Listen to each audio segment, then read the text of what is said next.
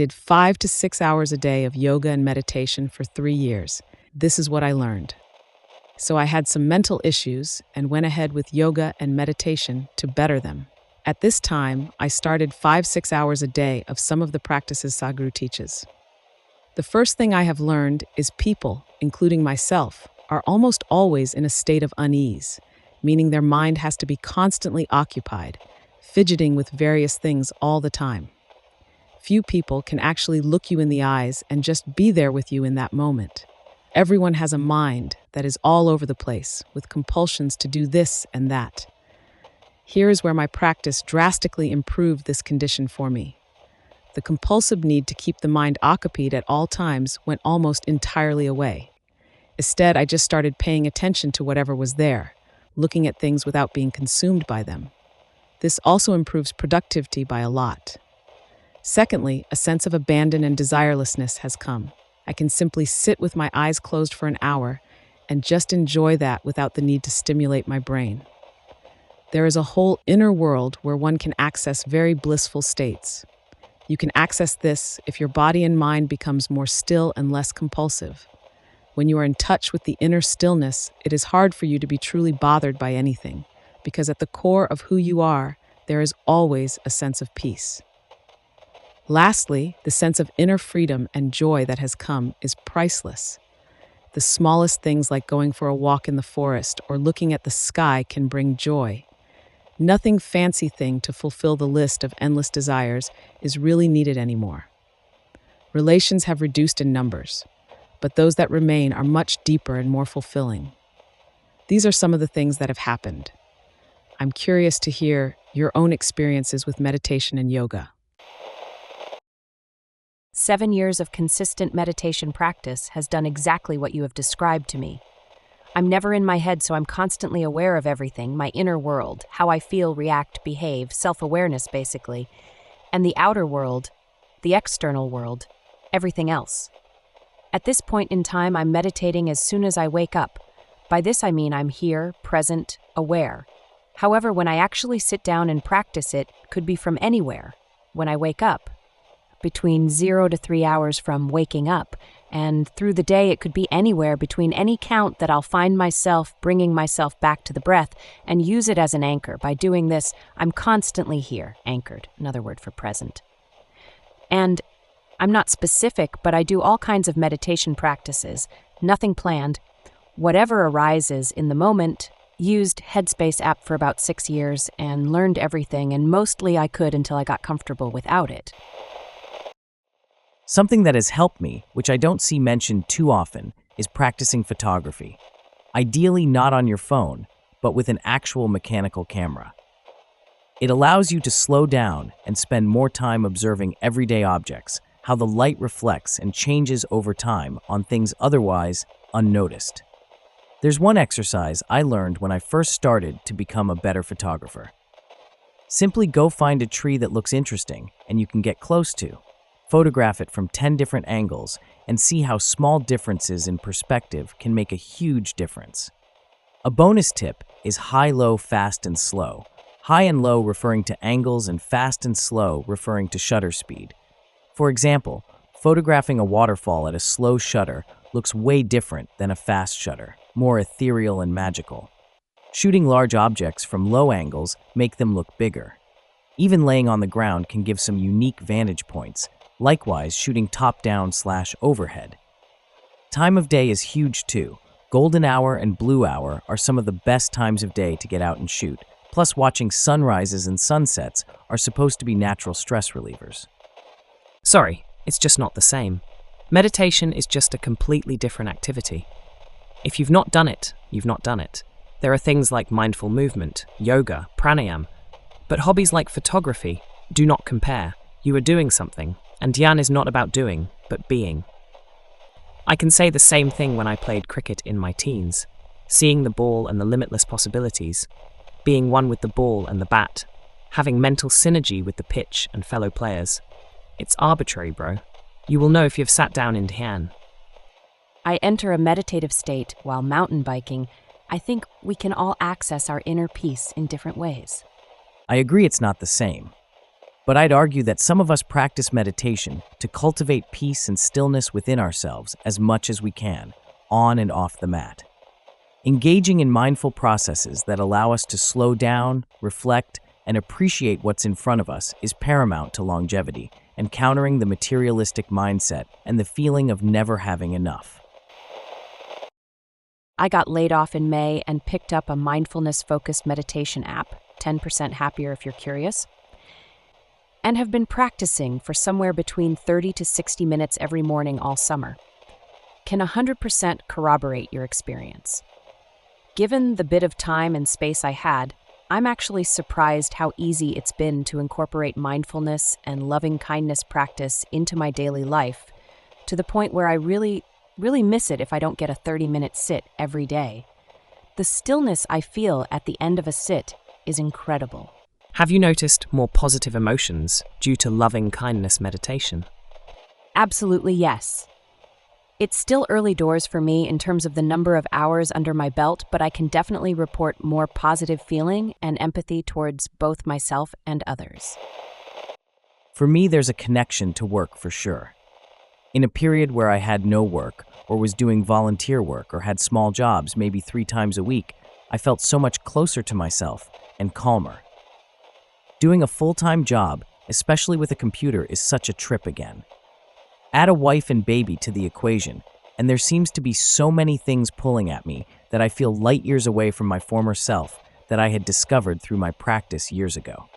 There are also other reasons for my deteriorated state, but I do notice my mind wandering to the past and yearning for that peace and deep connection. I understand why monks lived without family. I love my wife and child, and it's an experience I wasn't sure I'd ever make, but it's certainly grounding and putting a clear focus on what you spend your energy on. I still benefit from my experiences, and here and there I'm making discoveries internally again, but it might be years before I can dedicate enough resources and create the circumstances for my inner development again. It's already internal growing. A lot of real gurus develop this sense under a house, working and taking care of their children. Other part was on truly introspection with Is Only Other Path to the Same Place. Your life, in the way that it is already, are prepared to teach you about spiritual growth. Oof, how? I know some gurus that were householders. I don't doubt it's possible. Maybe it's that I'm dealing with lots of family-related issues for the past years that also affect my marriage. Sometimes it already takes so much energy just to function. I keep telling myself that I just need to keep on trucking, and I try to give myself space to go easy on myself. That it's good enough to bring presence to everyday situations. Still feels like a losing battle for the past couple of years, where I'm gradually losing my sense of self. Maybe I've already peaked, and now it's time to make space for others. I spent 35 years meditating 2 hours a day. I see where you are and have been there. It is the first step in the right direction. Where you are is like the ground state. Now you can begin to build a new you and a new life from scratch, without all the BS. Explore your real passions, your real feelings. Get out there and live life like a young child does, without fear. Experience the pleasure and the pain. Bring the bliss you experience in meditation out into an active and fulfilling life. Being a hermit meditating in a cave is not living. It is only a means to an end, not an end in itself.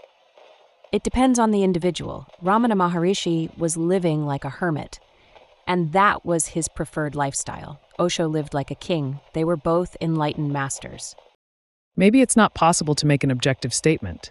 There are certainly masters who have stayed for a considerable amount of time in a cave and can imbue great wisdom onto anyone willing to listen.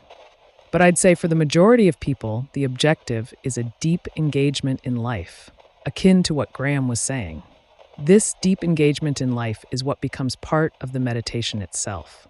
And from another perspective, this kind of life is also the true litmus test of your spiritual practice and progress. What are your thoughts on making money? Been working part-time. You still have to do it because it's a part of life, just as you have to eat, drink, and sleep. If money didn't exist, you would need to hunt and forage to stay alive. Money is just a proxy for those things. IMO money is much more than just a proxy for those things. It is an anti-social force, tearing the natural world apart and bringing together a new artificial world ruled by mammon worshippers and their tech. It is not just the love of money that is the root of all evil, it is money itself. Before money, you would have a real guru inspired by love of God, nature, truth. Now you have a YouTube guru inspired by clicks and who brags about not being with his dad while his dad is dying. You could argue the tool that is money makes it relatively easier to accumulate wealth. However, I think corruption is a human condition that has been around for far longer than money has. History is filled with stories of corrupt gurus. There are good gurus today as well, who are not motivated by money. Nothing new under the sun. The only thing that has changed is the mediums through which they operate, the internet versus village centers, etc. None of that is addressing the point I was trying to make, which is that before money, we had to stay in tight-knit communities that were, although far from perfect, natural and superior in many ways to what we have now. Money allows us to leave home, forget our ancestors, and replace God with the people who accumulated the most money, i.e., replace ancestral wisdom with corporate wisdom and familial tribal communities with online consumption-based communities. Our world used to revolve around nature and a love-respect for it, and now it is money. And how perfect is it that the people who get the most money are complete psychopaths, and that trickles down to all of our society's lives? I think the origin myth of the Bible is all about this. Adam trusted God nature, but Eve trusted man more. She thought she knew better than nature. And our curse was a separative intelligence that took this love of man over God/nature to a place where we are building a Tower of Babel, thinking we can connect heaven to earth, basically creating heaven on earth, see technocracy, tech utopianism, which will always end in oblivion. I get where you're coming from. Society certainly isn't as communal as it used to be, and loss of community is certainly a net negative. I'm in agreement here. However, I also think your description of community is a bit utopic compared to the reality. For example, if an authority figure in an ancient community was abusive, you wouldn't have anywhere to turn. There were no other options. The arrival of money and the ability to leave home, as you described it, brought optionality to life, and therefore greater freedom and the potential for a better life for millions. It weakened the power of abusive community entities. Moreover, we are not forbidden from enjoying community today. We merely have to seek it out ourselves. Or if you come from an ethnic background, you may have always had vibrant community anyway. Countless individuals from the ancient times would gladly trade places with us today if they knew what kinds of freedoms we had access to. The brain has a tendency to prioritize the negatives, but I believe the big picture is that we are better off as a whole today than we were back then. It's so complex that a quick example will never do it justice. Like I said, it was far from perfect then. I think it comes down to which you trust more, man, technology, pursuit of money, or God, nature, pursuit of truth. I think history is written by the victors, so we will never have a real understanding of how things really were 1,000s of years ago. The closest we can come is looking at the few places that remain largely untouched by modern civilization, and look around at the rampant crime, litter, poverty, and suffering in most cities where most of the world lives now. And you can travel a bunch and see that the closer to the equator you get, the more happy and friendly people tend to be. IMO because they can live a more natural life because they don't need tech as much. As we moved north, our intelligence balance shifted from the heart to the mind, making us more cold to match the climate. I've had a very similar experience following practices from Sadhguru. The most impactful was when, like yourself, I was doing 4+ hours of sadhana every day. I was very happy and felt free at that time. As my life has changed and I no longer have that much time to spare, the acute benefits have faded. I still practice 1+ hours a day, but I'm not nearly as light and joyful. I'm curious, have you ever decreased your practices yet maintained the benefits? I ask because I only kept up 4+ hours for a couple of months and wonder if keeping it up for longer results in more permanent effects. Some things stick even with less time dedicated, but some things will also be less. FX, the pleasantness you feel in the body after yoga will not be there if I don't do the yoga. But most things I have described here in the post is present always, even with less time for practices on certain days. I learned that I could make myself have a DMT-like trip. Only happened 2 times, but boy, it was a doozy. I blasted off into the sky. How did you do that? I was using headphones with binaural beats to get my brain into different states, like alpha, beta, and theta. When you get to a REM cycle of sleep, that's when things happen. Thank you. Hearing the term binaural beats for the first time, can you please share pointers? I can Google, but would rather want to learn about it from someone who has the experience.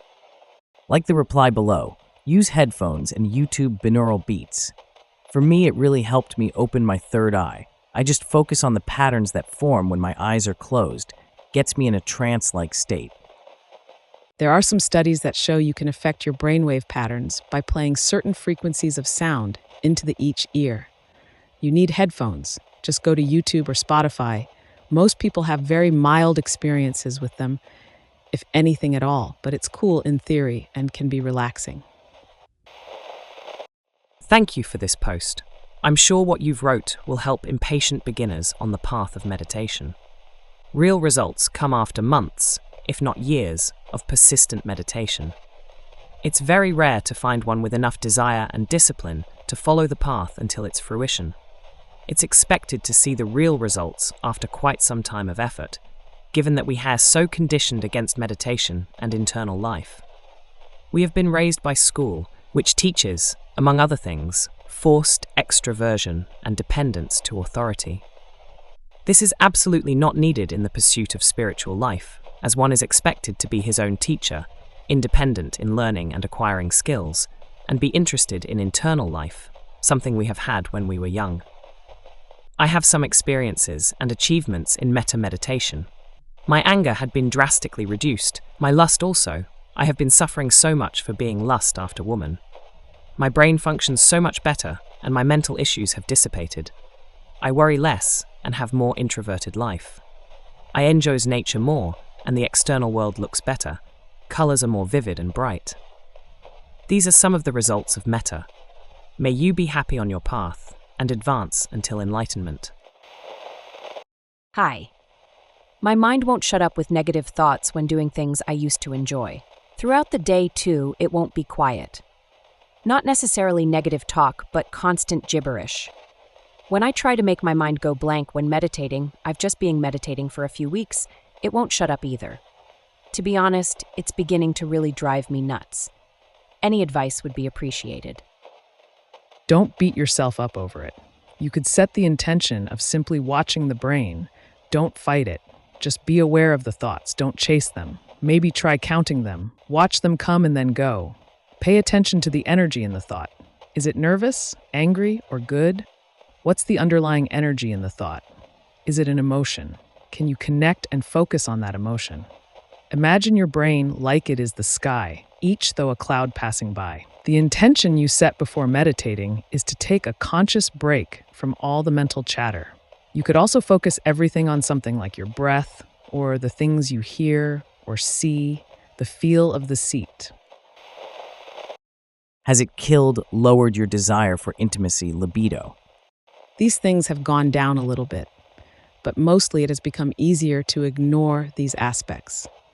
The compulsive force has reduced for sure, but that doesn't mean the longing for intimacy is not there at all. I'm just started learning meditation. It is very hard for me right now, as my mind is racing crazy inside. Millions of thoughts would jump here and there. Most of the time, my brain would leap into the visualization stage as well. I probably can only do 3 mins. Also, do you think meditation and manifest connects? I don't know about manifesting. I don't do it myself, really. Best thing is to just ignore whatever happens in the mind and stick to a guided practice. It takes some time and practice to learn not to follow the mind everywhere it wants to go. Today I was thinking whom to ask this, but maybe OP can respond. I would say I started the meditation almost a year ago, but consistently I'm doing since 4 weeks. I have feeling, understanding, that I'm still not reaching where I want. I always get into state where my entire body feels light but thoughts keep coming. Is this something one could say first stage of mediation or beginning? Because I ask myself what would be thing which will motivate me to continue this. I started measuring my heartbeat using various apps, but none gave me a data which says it is working. But as I said, I want to know if there is something I can do to improve it. Personally, I feel proud that I'm able to close my eyes and able to come to state where my body feels light. Anything you do, closing your eyes will be helpful, but it may be that a more disciplined approach is needed in order to see real results. Picking up a proper practice and sticking to it every day for some time is best.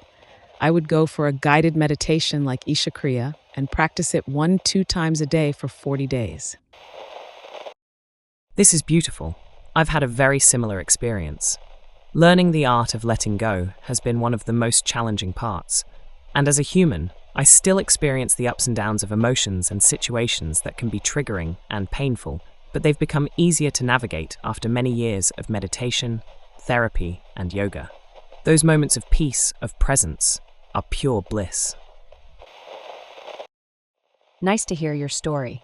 I also use yoga meditation for about 1 hour a day for the past 4 years, and life has been changed for the better. To quiet the constant stream of thought is life-changing. Today, I am more at peace. I can also be more present in the moment, and I can access pure awareness and even cosmic consciousness. It is a beautiful and wonderful thing. I also see joy in the simplest things like the sky or moon or trees. I'm less interested in material things. I feel more love and compassion for others than I did before. I will never stop meditating and seeking a personal relationship with God. I achieved all that with 1 session with MDMA. Effects are only temporary, though. Thanks for sharing. When did you begin to notice that you no longer needed to keep the mind occupied? My mind still sometimes needs to be occupied with something, but the force that my mind has gone down. If I want, I can just sit and do nothing at all, which I do a lot. FX, it may be that just listening to music and watching the breath is all I want to do. For this to happen, it took a lot of meditation practice. I instantly connected with how you have described your experience. There was a time I was in this state for a few months, but it went away. Not trying to chase it too hard, but I do wish to back in that path. Did you experience ups and downs in your journey? Definitely there has been huge ups and downs. As far as I understand, it is part of the journey through your karmic cycles, meaning a meditator clears out a lot of junk within themselves faster than someone who doesn't do inner work. This can result in ups and downs greater than normal.